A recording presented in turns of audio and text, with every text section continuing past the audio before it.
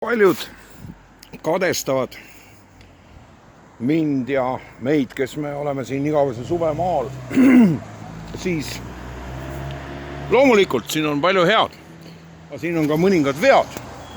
Näiteks tuleb siin aeg-ajalt sellist vihma. Ja nüüd võib igaüks ise ette kujutada. Auto, mida on ju väga lihtne puhtaks pesta, pole mingisugune probleem, suisa mängurõõm, on ainult üks osa. Sa kujutad ette, milliseks kujunevad need pinnad, kaasa arvatud ka maja välisfassaadid muideks.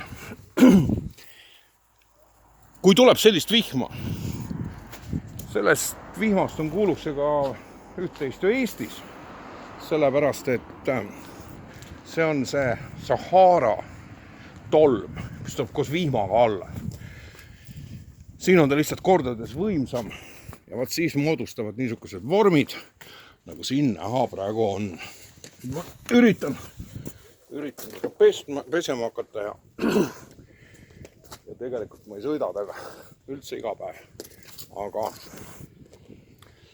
sellise välimusega tõmbab ta endale liigselt tähelepanu. Ja Hispaanias on veel teine tore asi. Kui sul on autol ülevaatus katkenud, siis see auto viiakse minema. Ja see sama sõber möödunud kevadel tõmmati pampri peale ja viidi minema, sest ülevaatus oli katkenud. Seisis siin samas tänava ääres. Nüüd on ta ära peidetud kuskile nuka taha.